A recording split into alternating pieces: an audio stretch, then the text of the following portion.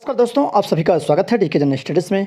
दोस्तों, आप सभी के लिए छात्रावास अधीक्षक और अतिथि शिक्षक का यहाँ पर फॉर्म कैसे भरना है उसकी जानकारी लेकर आया हूँ। बहुत सारे अभ्यर्थी कमेंट कर रहे थे कि सर फॉर्म कैसे भरे, समझ में नहीं आ रहा है, क्या क्या डॉक्यूमेंट लगानी है और कहाँ भेजना है।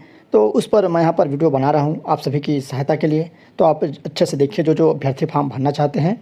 और इसके लिए मैंने पहले ही जो विज्ञापन का वीडियो है उसको बनाया हूँ, विज्ञापन जो निकला है। अगर आपने नहीं देखा होंगे तो नीचे आपको दिख जाएगा, लिंक में जाएंगे या चैनल में जाकर देख सकते हैं। कल के डेट में जो वैकेंसी है का वीडियो मैं बनाया हूँ जो कि गौरेला पेंड्रा मरवाही से निकली है। लगभग 54 पदों के लिए यह विज्ञापन जारी हुआ है।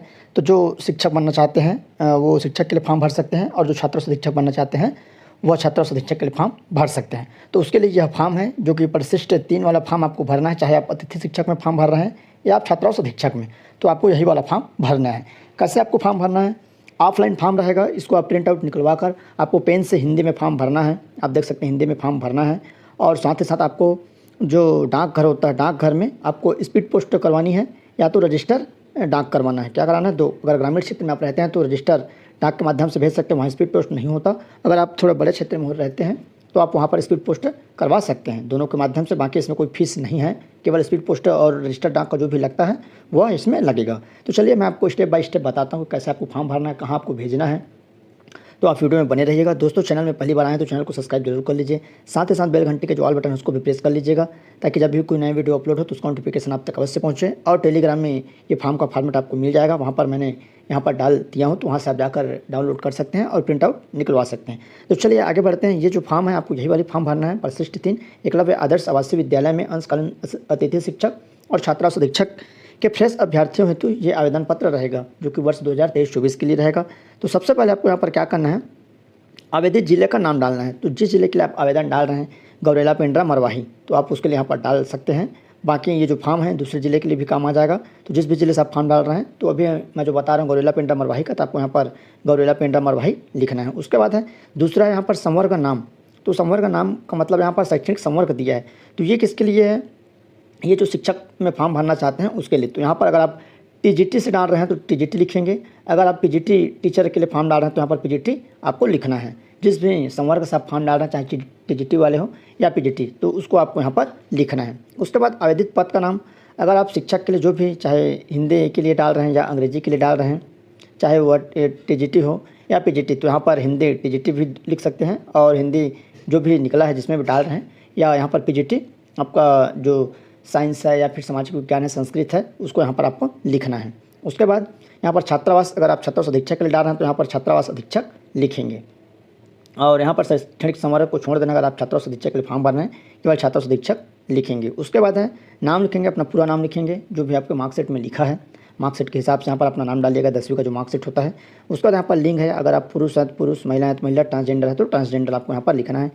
पिता का नाम लिखना है, अगर आप की शादी नहीं हुई है, अगर आप पुरुष हैं या महिला है तो आपको पिता का नाम लिखना है। पति का नाम लिखना है, अगर आप शादीशुदा हैं तो पति का नाम।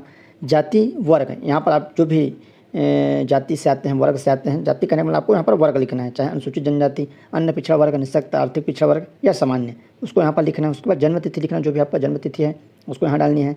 उसके बाद आयु डालना है। आयु मतलब आपको 1/4/2023 की स्थिति में आपकी आयु की गणना आपको करना है कि आप कितने साल के हैं, 27 साल के हैं, 26 साल के हैं, या 26 साल 2 दिन के हैं, या 2 महीने के हैं। आप निकाल लीजिएगा, निकाल के यहाँ पर आपको डालना है। उसके बाद है पत्राचार का पूर्ण पता, अपना पता लिखना है, ग्राम कहाँ के हैं, उसके बाद पोस्ट ऑफिस, तहसील और जिला। उसके बाद आपको पिन कोड, आगे इसका पिन कोड आ जाएगा, अपना पिन कोड। फिर मोबाइल नंबर अपना डालना है। उसके बाद आपका ईमेल आईडी डालना है यहाँ पर। फिर आप अपना आधार नंबर यहाँ पर डालेंगे। उसके बाद यहाँ पर अब यहाँ पर जो अगला है शैक्षणिक योग्यता। तो यहाँ पर आपको शैक्षणिक योग्यता डालना है। सबसे पहले हाई स्कूल का डालना है, 10वीं का जो बोर्ड है आपका, चाहे छत्तीसगढ़ शिक्षा मंडल हो या आप सीबीएसई पैटर्न से पढ़े हैं या जिस भी बोर्ड से आप पढ़े हैं, चाहे छत्तीसगढ़ हो या सीबीएसई, उसको यहाँ पर लिखना है। उत्तीर्ण वर्ष लिखना है, ऊपर में देखना अपने मार्कशीट के ऊपर में लिखा रहता है बोर्ड का नाम और वर्ष। उसके बाद विषय, इसमें आपको 10वीं के में सामान्य डालना है, और जो पूर्णांक है, पूर्णांक जो भी दिया है टोटल, चाहे 500 हो, 550, 600, सबका अलग अलग रहता है 10वीं का, तो उसके हिसाब से उसमें डालना है। फिर प्राप्तांक डालना है, फिर प्राप्तांक का प्रतिशत, अगर आप ग्रेड वाले हैं तो ग्रेड डालना है, और अध्ययन का माध्यम, चाहे आप हिंदी में पढ़ें या अंग्रेजी, तो इसको आपको यहाँ पर लिखना है 10वीं का। उसके बाद हायर सेकेंडरी का है, तो हायर सेकेंडरी का भी यहाँ पर आप बोर्ड लिखेंगे, जो भी आपका बोर्ड है। फिर उत्तीर्ण वर्ष, विषय अगर आर्ट्स वाले हैं तो आर्ट्स लिखेंगे, साइंस वाले साइंस, मैथ्स वाले मैथ्स, जो भी सब्जेक्ट वाले हैं उसको आपको यहाँ पर डालनी है, फिर पूर्णांक डालना है, फिर प्राप्तांक, प्रतिशत, फिर उसके बाद यहाँ पर माध्यम, फिर ग्रेजुएशन है। अगर अधीक्षक के लिए आप डाल रहे हैं तो आपको केवल ये 3 लगेगा। उसके बाद जिसमें ग्रेजुएशन का आपको जिस भी यूनिवर्सिटी से पढ़े हैं, चाहे गुरु घासीदास यूनिवर्सिटी हो या बिलासपुर यूनिवर्सिटी या दुर्ग यूनिवर्सिटी, तो यहाँ पर यूनिवर्सिटी का आपको नाम डालना है। फिर उत्तीर्ण वर्ष विषय है, अगर आर्ट्स हैं तो आर्ट्स, या जो भी बीएससी किए हैं तो बीएससी जो भी किए हैं तो इसको यहाँ पर आपको डालनी है और उसके हिसाब से यहाँ पर सेम डालना है। अगर पीजी किए हैं आप तो अगर टीचर के लिए डाल रहे हैं तो टीचर का यहाँ पर जो पीजी का है, पीजी का डिटेल पूरा डालना है। उसके बाद बीएड किए हैं तो भी यूनिवर्सिटी से होता है, जहाँ से भी किए हैं उसका भी यहाँ पर आपको डालना है। फिर आपको सीटेट डालना है, सीटेट में बोर्ड का नाम, तो यहाँ पर आप देख सकते हैं जो सीटेट में ऊपर लिखा है, जो शैक्षिक अनुसंधान लिखा रहता है उसको आपको यहाँ पर डालने हैं। फिर उत्तीर्ण वर्ष है, विषय इसको छोड़ देना है। उसमें आपको विषय में आपका सेकंड या फर्स्ट जो रहता है उसको आपको यहाँ पर डालने हैं। जो सामाजिक अध्ययन से पास किए हैं तो सामाजिक अध्ययन डालना है इसमें, और जो साइंस वाले हैं तो साइंस वाले इसमें डालना है। उसके बाद और कुछ भी आपके पास डिप्लोमा होगा तो उसको आप यहाँ पर डाल सकते हैं, डिग्री डिप्लोमा अदर में यहाँ पर दिया है। तो छात्रावास अधीक्षक के लिए केवल 3 तक लगेगा, और कुछ भी आपके पास और अदर डिग्री होगा तो डाल सकते हैं। बाकी जो टीचर वाले हैं, टीचर वाले को यहाँ तक लगेगा, और जो पीजीटी वाले हैं उसको केवल यहीं तक 5 तक। तो ये आपका शैक्षणिक योग्यता हो गया। उसके बाद यहाँ पर अनुभव, अब अनुभव है महत्वपूर्ण, तो यहाँ पर अनुभव दिया है। तो अनुभव में टीचर के लिए भी अनुभव मांगा है और छात्रावास अधीक्षक के लिए, लेकिन जिसके पास अनुभव नहीं है वो भी फॉर्म डाल सकते हैं, उसमें दिया है। बिना अनुभव वाले भी फॉर्म डाल सकते हैं, लेकिन प्राथमिकता अनुभव वालों को दी जाएगी। तो यहाँ पर दिया है अ में, क्या आप एकलव्य आवासीय विद्यालय में शैक्षणिक कार्य का अनुभव है? अगर आपने पढ़ाए हैं तो यहाँ पर हाँ डालिएगा, और नहीं तो नहीं।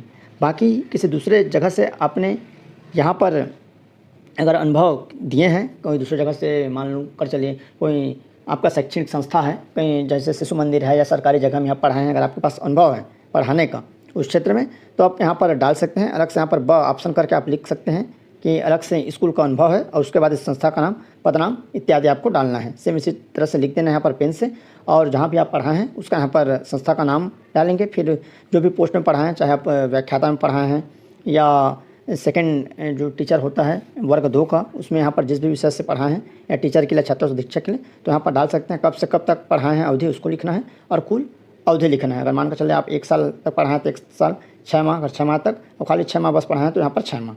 तो इस हिसाब से आपको अनुभव डालना है। यहाँ पर छात्रावास अधीक्षक का भी अगर किसी के पास अनुभव होगा, बहुत सारे ऐसे जगह है जहाँ अनुदान में चलता है, तो वहाँ भी अधीक्षक का अगर आपने यहाँ पर काम किए हैं तो अधीक्षक का अनुभव यहाँ पर आप डाल सकते हैं, यहाँ पर लिखना पड़ेगा। उसके बाद यहाँ पर पदस्थापना हेतु प्राथमिकता का क्रम। तो पदस्थापना हेतु प्राथमिकता का क्रम में बहुत सारे अभ्यर्थी कन्फ्यूज़ है, तो इसमें आपको क्या डालना है, EMRS के विकल्प।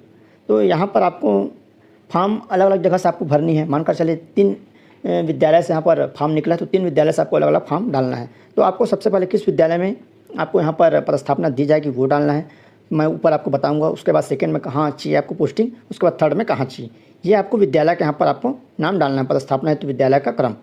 और उसके बाद यहाँ पर घोषणा पत्र, तो यहाँ पर आपको घोषणा पत्र में लिखना है, अपना नाम लिखना है, उसके बाद दिनांक लिखना है, स्थान लिखना है, फिर आपका यहाँ पर हस्ताक्षर रहेगा।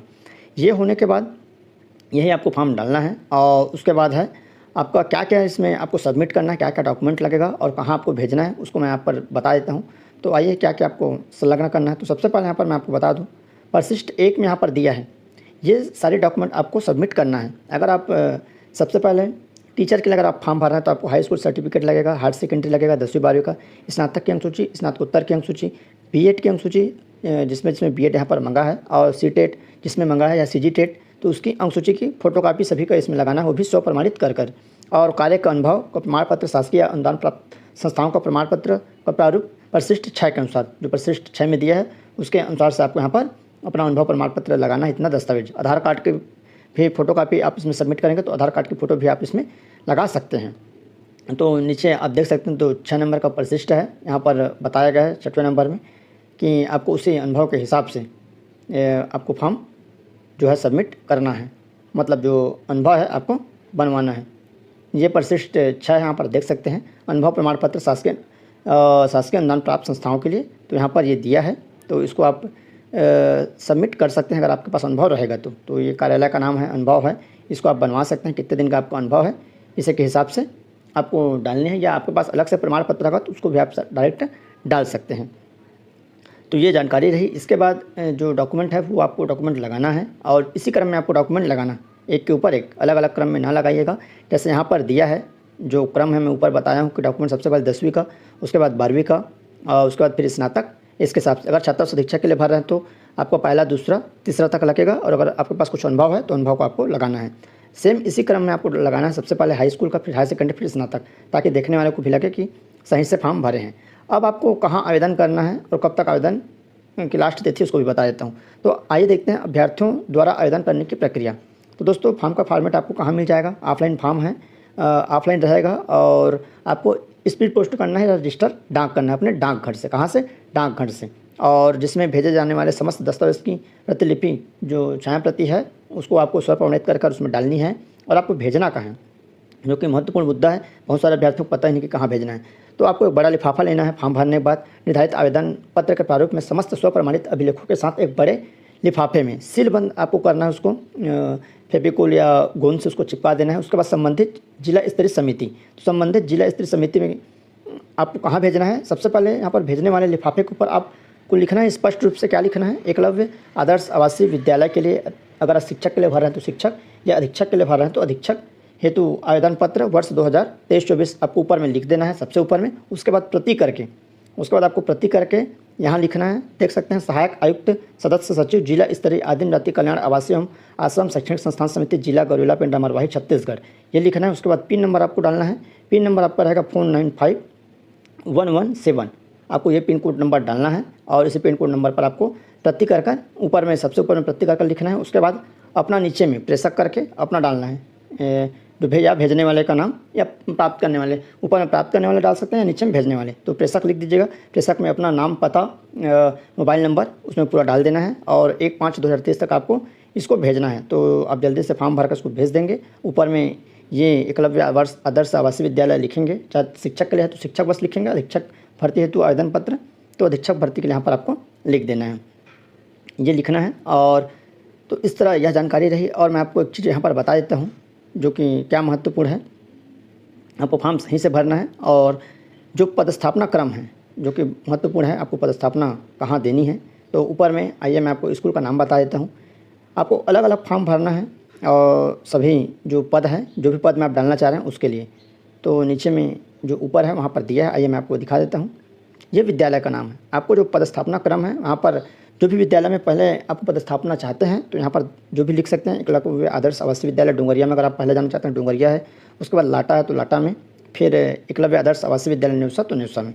इसको आप प्राथमिकता क्रम में आपको लिखना है। ये संवर्ग में आएगा, शैक्षणिक संवर्ग में पीजीटी के लिए डाल रहे हैं तो यहाँ पर पीजीटी डालना है ऊपर में, और ये सब्जेक्ट है जिस भी सब्जेक्ट के लिए डाल रहे हैं, और टीजीटी है तो टीजीटी, और छात्रावास अधीक्षक है तो छात्रावास अधीक्षक। इसके हिसाब से आपको फॉर्म भरना है। और मानकर चलिए आपको सभी के लिए अलग अलग फॉर्म भरना पड़ेगा। अगर आप हिंदी के लिए पात्र हैं तो हिंदी में कहाँ कहाँ निकला है, तो हिंदी में मरवाही निकला है तो आपको मरवाही में भरना है। जैसे तीनों जगह से गणित, अगर आप गणित के लिए पात्र हैं तो गणित मरवाही में भी निकला है, जो डुंगरिया स्कूल है, लाटा स्कूल है और नेवसा, तो सभी जगह के लिए आपको अलग अलग फॉर्म भरना पड़ेगा। अगर आप गणित वाले हैं, जहाँ जहाँ पर अलग अलग पद है, छात्रों अधीक्षक के लिए भी आपको अलग अलग फॉर्म भरना पड़ेगा। 3 जगह से अगर आपको डालना है तो तीनों जगह से आपको यहाँ पर फॉर्म डालना पड़ेगा, क्योंकि नीचे में स्पष्ट रूप से दिया है कि अगर आप अलग अलग जगह में चाहते हैं तो सभी जगह से आपको यहाँ पर फॉर्म डालना है। तो यहाँ पर आप देख सकते हैं, आवेदकों को जिले में स्थित विद्यालय के लिए प्राथमिकता क्रम से विद्यालय का आपको चयन करना है। जो मैं ऊपर में बताऊँ, विद्यालय को जिस विद्यालय में पहले जाना चाहते हैं उस विद्यालय में आपको प्राथमिकता क्रम में नीचे में उसमें डालना है। तो इस तरह यह जानकारी रही, और कुछ भी डाउट्स हो तो नीचे यहाँ कमेंट कर सकते हैं, और इसके लिए फॉर्म अवश्य डालें जो भी योग्यता रखते हैं। और नीचे में जो दिया है अलग अलग फॉर्म भरना है, तो उसको भी मैं यहाँ पर आपको बता देता हूँ कि कहाँ पर दिया है, या आप इसको और अच्छे से पढ़ सकते हैं। यहाँ पर देख सकते हैं, अभ्यर्थी विद्यालय व रिक्त पदों के लिए पृथक पृथक ऑफलाइन आवेदन कर सकता है। तो आपको अलग अलग विद्यालय के लिए, अगर जहाँ 3 पोस्ट है, मानकर चले सभी में 1-1 पोस्ट है जिसके लिए आप पात्र हैं, तो आपको अलग अलग फॉर्म भरना है। और अगर आप छात्रावास अधीक्षक के लिए तीनों जगह फॉर्म भरना चाहते हैं तो 3 अलग अलग आपको फॉर्म भरना पड़ेगा। तो इसी हिसाब से आपको अलग अलग फॉर्म भरना है। और ये पता है आपको यहाँ पर फॉर्म भेजना है, पिन नंबर मैं आपको बता दिया हूँ, और उसके हिसाब से आपको भेजनी है, जो कि पेंड्रा जो मुख्यालय है वहाँ पर, जो सहायक कार्यालय वहाँ आपको यहाँ पर भेजनी है। तो इस तरह सिंपल है, आप फॉर्म भर सकते हैं। कुछ भी डाउट्स होगा तो नीचे कमेंट करिएगा, मैं आपको अच्छे से बता दूंगा। बाकी आसान है फॉर्म भरने का, कोई इसमें बड़ी बात नहीं है। ये पदस्थापना का प्राथमिकता क्रम है। तो चलिए दोस्तों, उम्मीद करता हूँ जानकारी आपको पसंद आएगा तो लाइक करिए।